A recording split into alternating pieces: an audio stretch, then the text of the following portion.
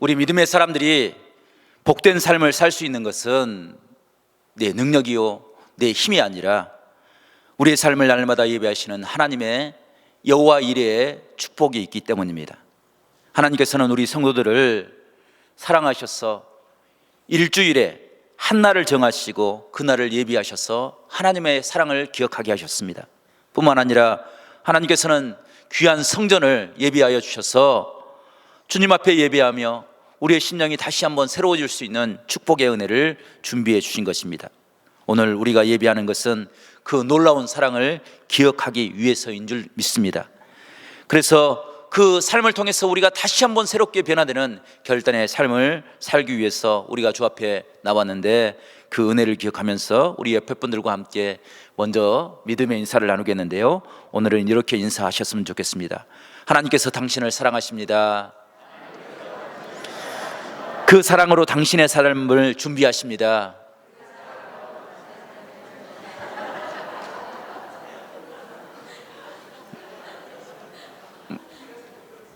왜요? 뭐 이상합니까? 네. 너무 깁니까? 네. 어찌됐든 하나님이 여러분을 사랑하시고 그 사랑으로 여러분의 삶을 준비하신다는 그런 인사입니다. 우리가 어떤 삶의 순간을 살아가든지 그 삶의 순간은 그냥 우연히 찾아온 것이 아니고 하나님이 저와 여러분을 사랑하셔서 그 사랑의 은혜를 깨닫게 하기 위한 하나님의 예비하신 축복인 줄로 믿습니다. 그래서 그 삶의 순간에 우리를 구원하시기 위해서 이 땅에 오신 주님을 만나는 것, 그것이 우리 성도의 가장 귀한 은혜이고 축복인 줄로 믿습니다. 프랑스 소설가 빅토르 위그가 레미제라블이라는 소설을 썼습니다. 우리가 잘 아는 것처럼 그 작품은 한 사람의 변화의 과정을 통해서 하나님이 우리를 얼마나 큰 사랑으로 인도하신지를 깨닫게 하시는 그 삶의 모습이 그 안에 담겨져 있습니다. 주인공 장발장은 빵을 훔친 죄로 19년 동안 감옥살이를 하게 되었습니다. 그리고 석방이 되었습니다. 새로운 삶의 기회가 주어진 것입니다. 그런데 전과자라는 그런 전력을 가지고 산다는 것은 희망 고문과 같은 그런 고통의 순간들이었습니다. 전과자라는 낙인 때문에 사람들의 배척과 멸시를 벗어나지 못하였습니다. 그것으로 인해 장발장은 사회에 대한 적개심을 가지게 되었습니다. 그래서 결국 자신에게 친절을 베푼 미리엘 주교의 은그릇을 훔쳐 달아나다가 경찰에게 붙잡히게 되었습니다. 절도범으로 기소된 그가 다시 회복할 수 없는 그런 운명에 있을 때 한 줄기 구원의 빛이 비춰졌습니다. 미리엘 주교가 그를 용서해 주신 것입니다. 친절을 베풀었는데 그 친절을 배신하고 자신의 물건을 훔쳐서 달아난 사람, 그 사람을 용서한다는 것은 결코 쉬운 일이 아니었을 것입니다. 그럼에도 불구하고 미리엘 주교는 경찰에 잡혀온 장발장에게 이렇게 이야기했습니다. 잘 왔소. 그렇지 않아도 내가 당신에게 준 은촛대를 가져가지 않아서 걱정을 많이 했는데, 자 받으시오. 이 은촛대도 당신의 것이오 라고 그 은촛대를 건네주었습니다. 그 은촛대를 받은 장발장의 마음이 무너진 것입니다. 자신을 배신했던 그 사람을 용서해 준 그 은혜 때문에 장발장의 어두운 인생의 종지부가 끝나게 됐고 새로운 변화의 삶이 시작될 수 있었던 것입니다.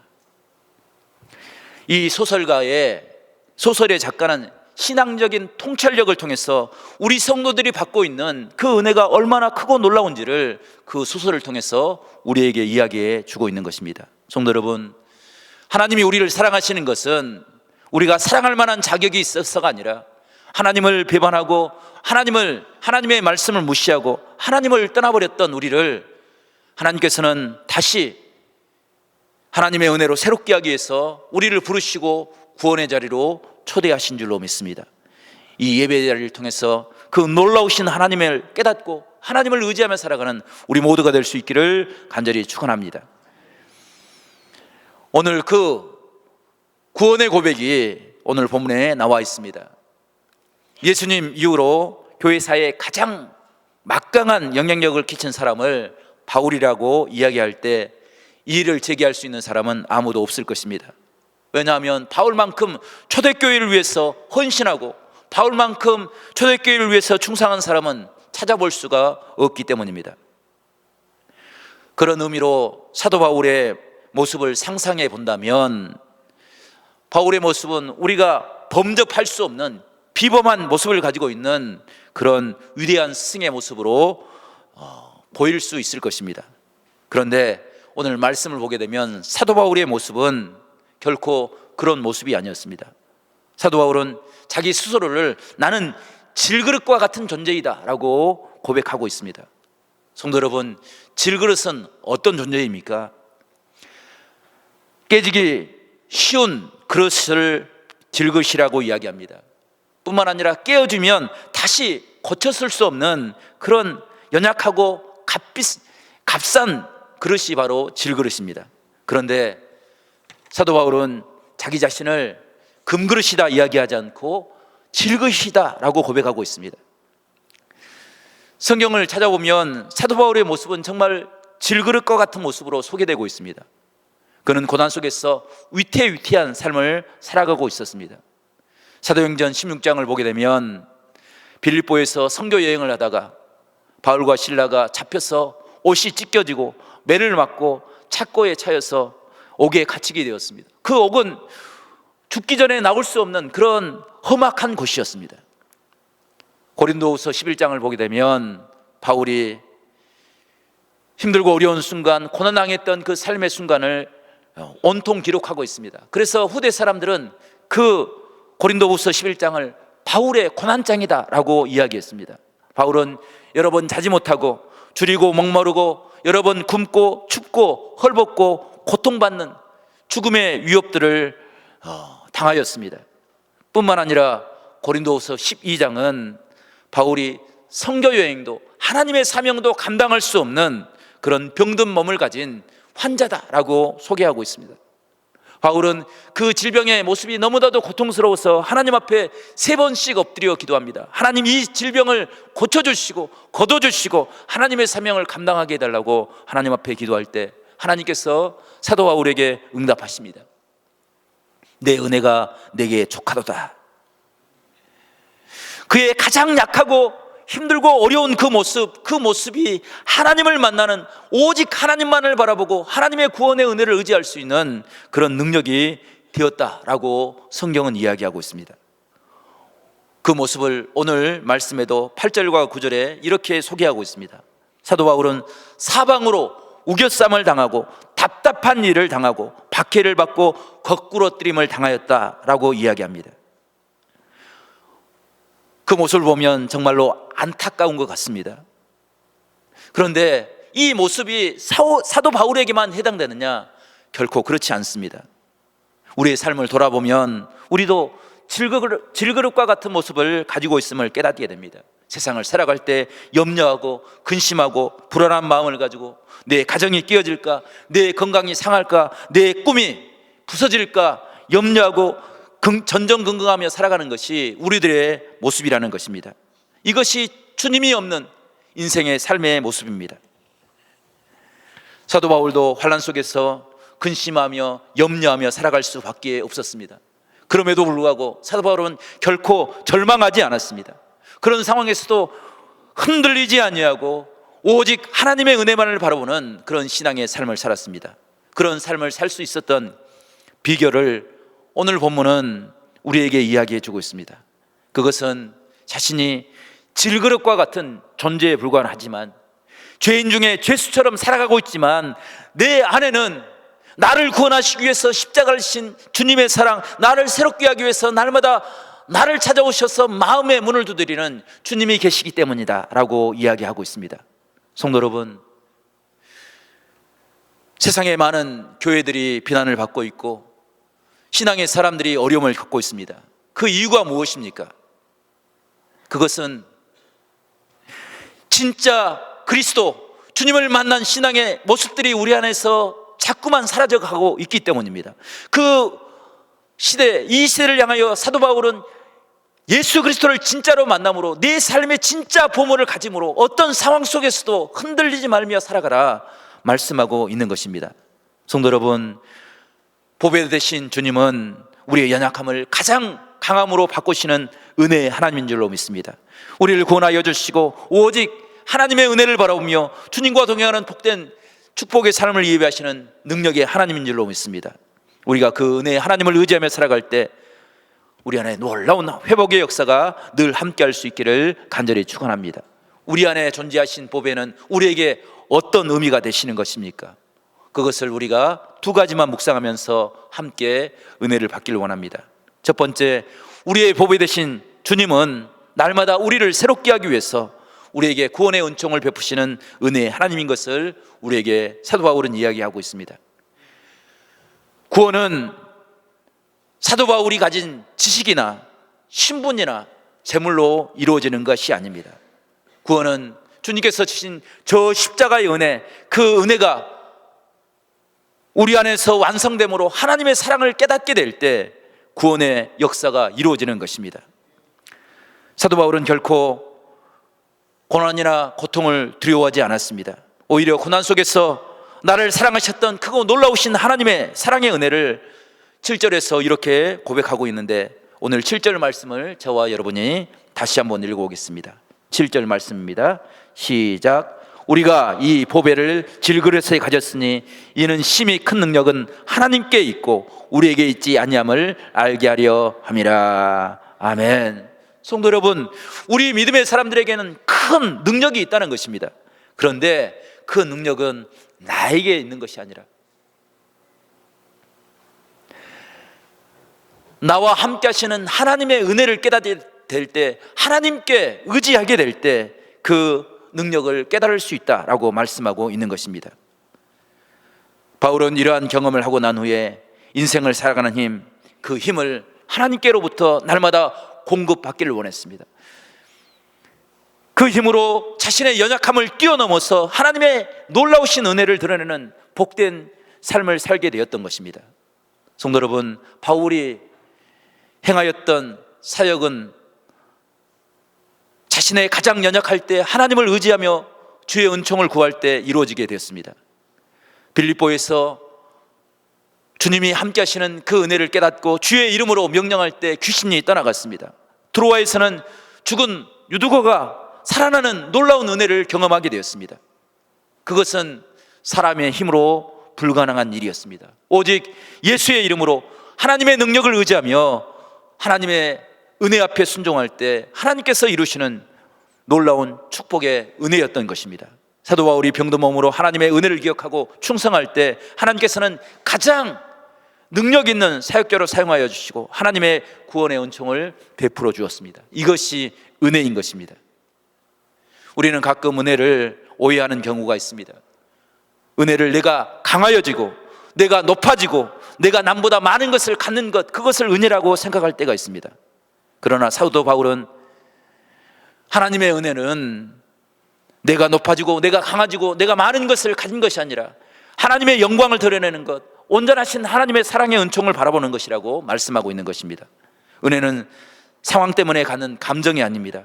은혜는 우리를 구원하신 주님께서 내 마음을 다스리고 자정할 때 주의 말씀에 온전히 순종하고 그 은혜 앞에 엎드림으로 하나님이 나와 함께 하심을 깨닫고 그 은혜에 감격할 때 갖게 되는 하나님의 축복인 줄로 믿습니다. 그래서 우리가 날마다 그 은총을 바라봄으로 주님의 제자들이 걸어갔던 온전한 믿음의 길을 걸어갈 수 있는 우리 모두가 될 수 있기를 간절히 바랍니다. 성도 여러분, 초대교회 성도들이 걸어갔던 그 삶의 모습을 보십시오. 그 모습은 핍박과 박해와 고통의 모습뿐이었습니다. 그럼에도 불구하고 그들은 절망하지 아니하고 오직 하나님의 은혜 앞에 섰습니다. 그 하나님의 능력이 그들을 붙잡아 줄 때 참된 승리의 역사를 살 수 있게 되었습니다. 우리가 잘 아는 복음성가 주만 바라볼지라 라는 찬송은 이렇게 고백하고 있습니다. 하나님 사랑의 눈으로 너를 어느 때나 바라보시고 하나님 인자한 귀로서 언제나 너에게 기울이시니 어두움에 밝은 빛을 비춰주시고 너의 작은 신음에도 응답하시니 너는 어느 곳에 있든지 주를 향하고 주만 바라볼지라. 아멘. 성도 여러분, 우리가 오직 주만 바라봐야 될 이유가 무엇입니까? 하나님께서 우리를 사랑의 눈으로 바라보시고 우리와 함께 하심을 약속해 주셨기 때문입니다. 하나님은 우리가 신음하고 고통 가운데 하나님의 이름을 부를 때 귀를 기울이시고 우리의 기도에 응답하시며 우리를 선한 길로 인도하시는 하나님이기 때문에 주만 바라보라 찬양하고 말씀하고 있는 것입니다. 이것이 사도 바울이 자랑했던 믿음의 자랑이었고 우리가 포기할 수 없는 하나님의 은혜인 줄로 믿습니다. 무디 목사님이 교회에서 지쳐서 봉사를 하지 못하고 있는 성도들 향해서 이렇게 이야기했습니다. 우리가 주의 일을 하면서 지치고 고단한 것은 그 일이 힘들어서가 아니고 우리가 나약해서가 아닙니다. 우리가 성령의 은혜를 의지하지 못하고 성령의 기름을 받지 못하기 때문에 우리가 피곤하고 지치고 탈진하는 것입니다. 성령의 은혜를 구하십시오. 하나님이 함께 하시는 믿음의 삶을 사십시오. 하나님께서 함께 하시는 은혜의 길을 걸어가십시오.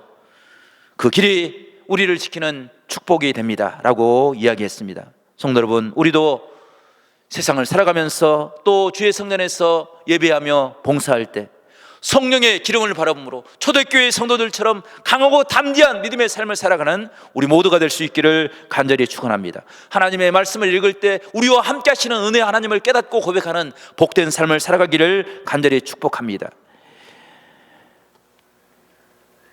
예수님을 3번씩이나 부인했던 베드로를 찾아오셔서 그를 어루만지시고 위로하여 주시고 하나님의 사명을 감당케 하셨던 그 하나님의 은혜가 베드로에게서 끝난 것이 아니라 지금 예배하는 우리를 향해서 우리를 사랑하신다고 말씀하시고 우리에게 귀한 사명을 맡기시는 하나님의 은혜의 회복의 역사가 우리 가운데 일어나기를 간절히 바랍니다. 두 번째로 보배 되신 주님을 의지하며 산다는 것은 가장 소중한 것이 무엇인지를 깨닫게 하시는 하나님의 은혜가 우리 가운데 임하는 것을 의미합니다. 성도 여러분, 우리가 세상에서 여러 가지 일로 기뻐하며 즐거워할 수 있습니다. 많은 것을, 좋은 것을 먹고 즐길 때 그것이 기쁨이 될 수 있습니다. 좋은 사람을 만나서 함께 이야기를 나눌 때 그것이 우리의 행복이 될 수 있습니다.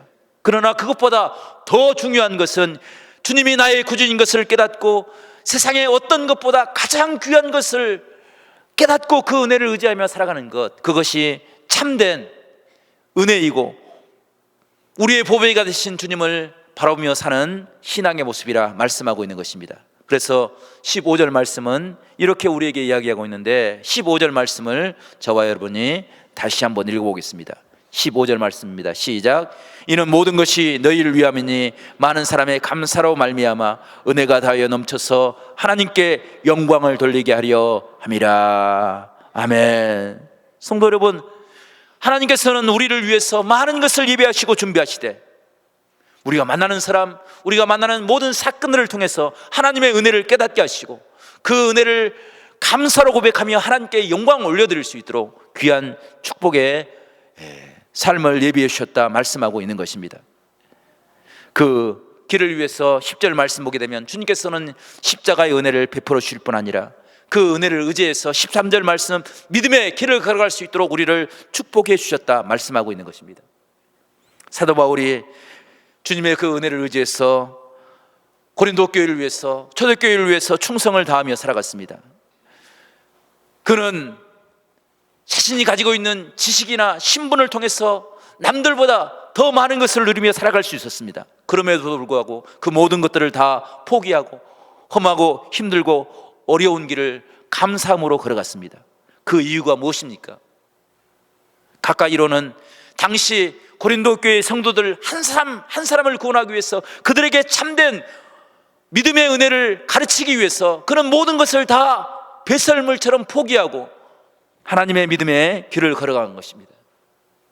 그리고 멀리로는 지금 우리가 예배하는 우리 모든 성도들 한 사람 한 사람을 위해서 우리가 어떤 믿음의 길을 걸어야 될지, 우리가 무엇을 의지하며 살아야 될지 그 믿음의 길을 가르치기 위해서 사도 바울은 모든 것을 다 포기하고 감사함으로 믿음의 길을 걸어간 것입니다. 우리에게도 이런 아름다운 신앙의 은혜가 함께할 수 있기를 간절히 바랍니다. 사도 바울이 붙잡았던 하나님의 말씀을 붙잡고, 사도 바울이 의지했던 하나님의 은혜를 의지하고, 사도 바울이 꿈꾸었던 하나님의 비전을 꿈꾸며 살아가는 우리 모두가 될 수 있기를 간절히 바랍니다. 그 은혜로 세상의 어떤 상황 속에서도 늘 주의 영광을 보며 하나님의 은총을 찬양하며 살아가는 우리 모두가 될 수 있기를 간절히 축원합니다. 동양에서는 신천옹이라 불리는 알바트로스라는 새가 있습니다. 이 새는 크기가 몸 길이가 90cm 정도 됩니다. 그런데 날개를 펴면 3m가 넘는 정말로 큰 새입니다. 뿐만 아니라 그 새는 다른 새에 비해서 장수하는 새로 알려져 있습니다. 새들이 20년, 길면 40년을 사는데 이 새는 80년을 넘게 산다고 합니다. 뿐만 아니라 이 새는 가장 높이 날고 가장 멀리 나는 새로 알려졌습니다. 학자들이 이 새가 얼마만큼 이동하는지 위치 추적 장치를 달아서 그 새의 이동하는 거리를 조사해 보았습니다.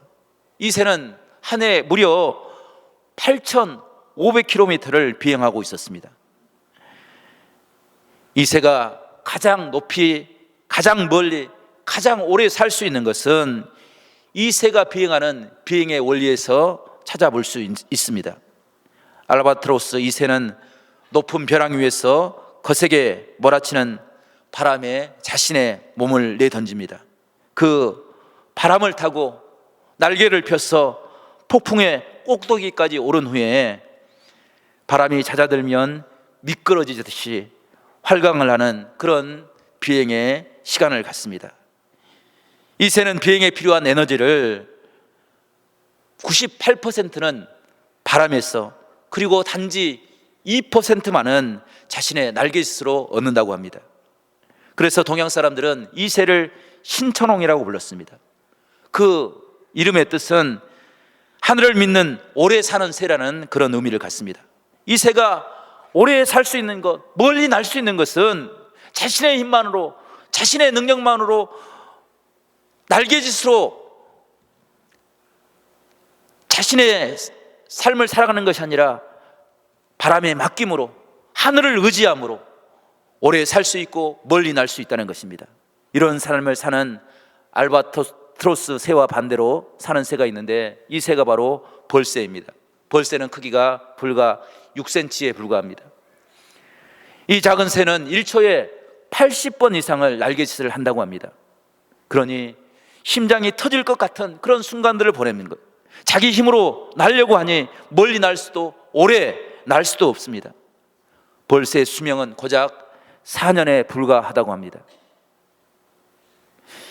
이것이 자신의 삶을 자신의 능력으로만 의지하는 어리석은 세상의 사람들과 하나님을 의지하며 살아가는 성도들의 삶의 모습으로 비교해서 생각해 볼 수가 있습니다. 시편 46편의 저자는 이렇게 이야기합니다. 귀인을 의지하지 않으며 도움에 힘이 되지 않는 인생을 의지하지 말라. 오직 여호와를 의지함으로 참된 행복을 회복하며 살아가라 말하고 권고하고 있는 것입니다. 성도 여러분, 우리도 이 세상을 살아갈 때 하나님의 은혜를 바라보고 주님께서 우리에게 베푸신 그 아름다운 구원의 은총을 깨닫고 의지함으로 참된 행복을, 지쳐 쓰러져 갈 때 참된 우리를 일으키는 힘을 회복하며 살아가는 우리 모두가 될 수 있기를 간절히 바랍니다. 지금도 우리에게 구원의 은총을 베푸신 그 놀라우신 하나님의 은혜, 그 은혜를 의지함으로 진짜 그리스도인이 되어서 하나님의 능력을 의지하며 하나님의 은총을 의지하며 살아감으로 이 땅에 하나님의 귀한 사랑의 은총을 드러내며 살아가는 우리 모두가 될 수 있기를 간절히 축원합니다.